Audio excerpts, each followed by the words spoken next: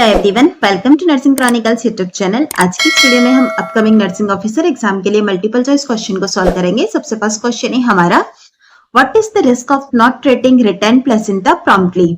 अगर हम return placenta को ट्रीट नहीं करते हैं तो इससे क्या रिस्क हो सकता है। Option A infection and sepsis, option B preterm labour, option C ectopic pregnancy, option D ovarian cyst formation. Right answer रहेगा हमारा यहाँ पर option A infection and sepsis. चलिए इसका रेशनल भी देख लेते हैं। If retained placenta is not treated promptly it can lead to infection and sepsis, जो कि हमें क्वेश्चन के अंदर भी पूछा गया था। अब यह कैसे डेवलप होता है वो देखेंगे। जो रिटर्न प्लेसेंटा के टिश्यू है यानी कि रिटर्न टिश्यू जो है वो बैक्टीरियल ग्रोथ के लिए एक सोर्स प्रोवाइड करते हैं, जिससे क्या होता है एंडोमेट्राइटिस डेवलप हो जाता है, जो कि एक लाइफ थ्रेटनिंग इन्फेक्शन भी क्रिएट कर सकता है। नेक्स्ट क्वेश्चन है हमारा, which of the following clinical sign is most characteristic of epiglottitis in a child. एक चाइल्ड है हमारे पास एपिग्लोटाइटिस डिजीज कंडीशन वाला। इस डिजीज कंडीशन का कौन सा ऐसा क्लिनिकल साइन है जो कि मोस्ट कैरेक्टरिस्टिक माना जाएगा। Option A barking cough, option B stridor and drooling, option C severe productive cough, option D nasal congestion. Right answer है हमारा यहाँ पर option B stridor and drooling. Barking cough जो होता है वो हमें एपिग्लोटाइटिस की कंडीशन के अंदर नहीं देखने को मिलता है, यह देखने को मिलता है हमें क्राउड के अंदर। स्ट्राइडर जो है वो एपिग्लोटाइटिस की हॉलमार्क सिम्टम्स है। स्ट्राइडर का मतलब है high pitched sound due to airway obstruction.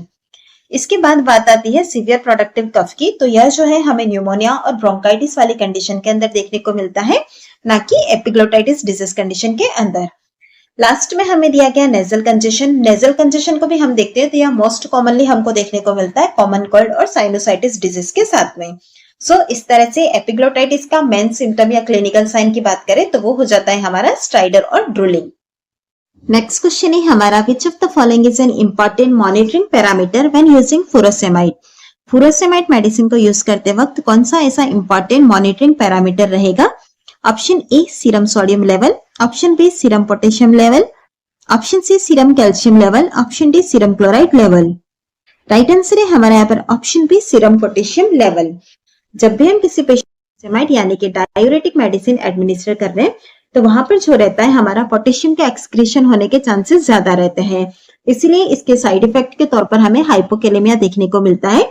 जब भी हम किसी पेशेंट को फुरोसेमाइड दे रहे हैं तो हमारा इंपॉर्टेंट रोल रहता है कि हम पोटेशियम लेवल का रेगुलर मॉनिटरिंग करें, क्योंकि अगर यह नहीं किया तो इससे क्या होगा, एरिथमिया जैसा कॉम्प्लिकेशन डेवलप हो सकता है। इस कॉम्प्लिकेशन को प्रिवेंट करने के लिए जरूरत है कि हम जब भी लेसिक्स या फुरोसेमाइड दे रहे हैं तो पोटेशियम लेवल का मॉनिटर करें। नेक्स्ट क्वेश्चन है हमारा, what is the classic X-ray findings in a child with epiglottitis. एक चाइल्ड है एपिग्लोटाइटिस वाला, इसके अंदर क्लासिक एक्सरे फाइंडिंग क्या रहती है। Option A steeple sign, option B thumb print sign, option C hyper inflation of the lungs, option D flattened diaphragm. Option A में हमें दिया गया स्टेपल साइन। यह जो होता है हमें एपिग्लोटाइटिस के अंदर नहीं देखने को मिलता है, यह कैरेक्टरिस्टिक है क्राउड का, जो कि रिप्रेजेंट करता है narrowing of the subglottic airway. बात करते हैं थंब प्रिंट साइन की, यह हमें लेटरल नेक एक्सरे करवाएंगे तो देखने को मिलेगा। यह हमारी क्लासिक फाइंडिंग है, एपिग्लोटाइटिस को रिप्रेजेंट करता है। यह स्वॉलन एपिग्लोटिस को, जो कि राउंडेड थंब शेप्ड शेडो में हमें दिखाई देगा। उसके बाद आता है hyper inflation of the lungs, यह हमें अस्थमा या फिर ब्रोंकियोलाइटिस वाली कंडीशन के अंदर देखने को मिलता है। लास्ट ऑप्शन डी के अंदर दिया गया फ्लैटन डायफ्राम, यह सजेस्ट करता है एयर ट्रैपिंग को due to condition like asthma और सीओपीडी। इस तरह से राइट आंसर है हमारा यहाँ पर option B thumb print sign, जो में रिप्रेजेंट कर रहा है एपिग्लोटाइटिस वाले डिजीज कंडीशन के अंदर। नेक्स्ट क्वेश्चन है हमारा, which of the following infant conditions would contraindicate breast feeding. निम्न में से कौन सी ऐसी कंडीशन है जो कि इन्फेंट के अंदर ब्रेस्ट फीडिंग के लिए कॉन्ट्राइंडिकेटेड रहती है। Option A galactosemia, option B jaundice, option C dehydration, option D diarrhoea. Right answer रहेगा हमारे यहाँ पर ऑप्शन ए गैलेक्टोसेमिया। गैलेक्टोसेमिया एक रेयर जेनेटिक डिसऑर्डर है, इसमें इन्फेंट गैलेक्टोज को मेटाबोलाइज नहीं कर पाता है, इसीलिए गैलेक्टोसेमिया के केस में हम ब्रेस्ट फीडिंग को अवॉइड करने के लिए कहते हैं, क्योंकि ब्रेस्ट मिल्क के अंदर गैलेक्टोज प्रेजेंट होता है। ऑप्शन बी के अंदर हमें दिया गया जॉन्डिस। जॉन्डिस ब्रेस्ट फीडिंग का कॉन्ट्राइंडिकेशन नहीं है। बाय एनकरेजिंग फ्रीक्वेंट फीडिंग हम जॉन्डिस को और सीवियर होने से रोक सकते हैं। जॉन्डिस के अंदर तो हम ब्रेस्ट फीडिंग को एनकरेज करते हैं। इसके बाद ऑप्शन सी के अंदर दिया गया डिहाइड्रेशन और ऑप्शन डी के अंदर दिया गया डायरिया। यह दोनों ही कंडीशंस ऐसी है जहां पर कि हमें हाइड्रेशन प्रोवाइड करने की जरूरत है। तो यहाँ पर तो हम कॉन्ट्राइंडिकेटेड मान ही नहीं सकते हैं, क्योंकि यहाँ पर हमें ब्रेस्ट फीडिंग को की बजाय और प्रमोट करना है। सो इस तरह से हमारा राइट आंसर है ऑप्शन ए, गैलेक्टोसेमिया की कंडीशन के अंदर ब्रेस्ट फीडिंग जो है कॉन्ट्राइंडिकेटेड रहती है। नेक्स्ट क्वेश्चन है हमारा, which of the following conditions should furosemide be used cautiously और अवॉइडेड इन? निम्न में से कौन सी ऐसी कंडीशन है जिसके अंदर की हमें फुरोसेमाइड मेडिसिन को एडमिनिस्टर करने के लिए या तो अवॉइड करना चाहिए या फिर कॉशियसली उसे एडमिनिस्टर करना चाहिए? Option A, acute kidney injury, option B, hyperkalemia, option C, nausea, option D, hypothyroidism. Right answer रहेगा हमारा यहाँ पर option A, acute kidney injury. Furosemide should be used with caution in patients with AKI, यानी कि acute kidney injury के अंदर हमें cautiously इसे यूज में करना है, क्योंकि यहाँ पर हमारा जो मेन कंसर्न रहता है वो रहता है कि हो सकता है रीनल फंक्शन वर्सन हो जाए या फिर डिहाइड्रेशन भी हो सकता है। इन सम केसेस रीनल परफ्यूजन में भी कॉम्प्रोमाइज्ड विद डायूरेटिक्स, इसीलिए एक्यूट किडनी इंजरी के अंदर हम कोशिश करते हैं कि हम फुरोसेमाइड को अवॉइड कर सके। नेक्स्ट क्वेश्चन है हमारा, which of the following medications is contraindicated during breast feeding? During breast feeding कौन सी ऐसी मेडिकेशन है जो कि कॉन्ट्राइंडिकेटेड रहती है? Option A, paracetamol, option B, codeine, option C, ibuprofen, option D, amoxicillin. Right answer रहेगा हमारा यहाँ पर ऑप्शन बी, कोडेन। बात करते हैं हम पैरासीटामोल की, आइबुप्रोफेन और एमोक्सिलिन की, तो यह तीनों ही ड्यूरिंग ब्रेस्ट फीडिंग हम एडमिनिस्टर कर सकते हैं मदर को, यह सेफ मेडिसिन रहती है। लेकिन जो कोडेन है उसे हम एडमिनिस्टर नहीं करते हैं। कोडेन मेडिसिन कॉन्ट्राइंडिकेटेड होती है ड्यूरिंग ब्रेस्ट फीडिंग, क्योंकि यहाँ पर बेबी में ओपियोइड टॉक्सिसिटी का रिस्क रहता है due to the mother's metabolism of codeine, जिसकी वजह से क्या होता है बेबी के अंदर रेस्पिरेटरी डिप्रेशन भी हो सकता है, जो कि हमारा एक लाइफ थ्रेटनिंग कंडीशन के अंदर आ जाता है। इसलिए हमेशा मदर को ड्यूरिंग ब्रेस्ट फीडिंग हमें कोडेन जो है वो एडमिनिस्ट्रेट नहीं करना है। नेक्स्ट क्वेश्चन है हमारा, which of the following complication is most commonly associated with intrathecal drug administration? निम्न में से कौन सा ऐसा कॉम्प्लिकेशन है जो कि मोस्ट कॉमनली एसोसिएट करता है हमारा इंट्राथिकल ड्रग एडमिनिस्ट्रेशन के साथ में?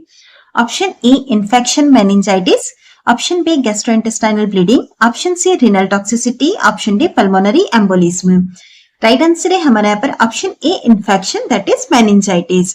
अगर हम बात करते हैं इंट्राथिकल ड्रग एडमिनिस्ट्रेशन की, तो इसका मतलब होता है delivery of the medication directly into the CSF जो कि सराउंड करता है हमारे स्पाइनल कॉर्ड और ब्रेन को।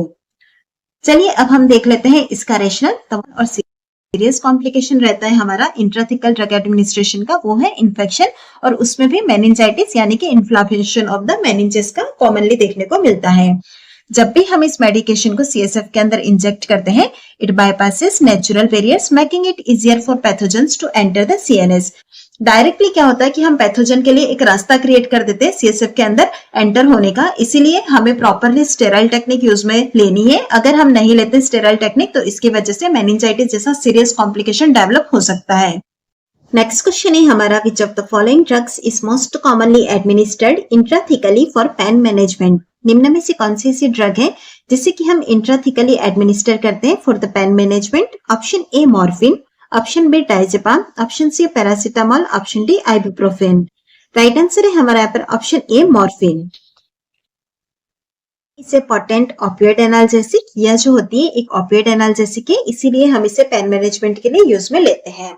मॉर्फिन को जो है हम इंट्राथिकली भी एडमिनिस्टर कर सकते हैं। अगर केस है हमारा सीवियर पेन वाला, जैसे कि कैंसर पेन है या फिर पोस्ट सर्जिकल पेन है, तो वहां पर क्या होता है हम इंट्राथिकली मॉर्फिन एडमिनिस्टर करते हैं। It provides effective pain relief by acting directly on pain receptor in the CNS. CNS के अंदर जो पेन रिसेप्टर्स होते हैं उस पर डायरेक्टली एक्ट करके यह पेन रिलीफ प्रोवाइड करता है। नेक्स्ट क्वेश्चन है हमारा, which of the following is a common contributing factors to epistaxis in children? Childrens के अंदर एपिस्टैक्सिस में कौन सा ऐसा कॉमन कंट्रीब्यूटिंग फैक्टर्स है? Option A, smoking, option B, allergic rhinitis, option C, nasal tumour, option D, hypertension. Right answer है हमारा यहाँ पर option B, allergic rhinitis. Childrens के अंदर जो वेरी कॉमन कंडीशन है वो है हमारा एलर्जिक राइनाइटिस का, जिसकी नेजल कंजेशन, इरिटेशन और फ्रीक्वेंट नोज ब्लोइंग होती है, जो कि कंट्रीब्यूट करती है एपिस्टैक्सिस कंडीशन के साथ में। ऑप्शन ए के अंदर स्मोकिंग दिया गया है। स्मोकिंग जो होती है वो ज्यादातर हमें कंट्रीब्यूटिंग फैक्टर के तौर पर एडल्ट्स में देखने को मिलती है। ऑप्शन सी के अंदर आया नेजल ट्यूमर। नेजल ट्यूमर जो होता है वो भी चिल्ड्रंस के अंदर रेयरली देखने को मिलता है। उसके बाद आता है हाइपरटेंशन। हाइपरटेंशन भी कंट्रीब्यूटिंग फैक्टर एडल्ट्स के अंदर ज्यादा होता है एज कंपेरिजन टू चिल्ड्रन। इस तरह से हमारा राइट आंसर है ऑप्शन बी, एलर्जिक राइनाइटिस।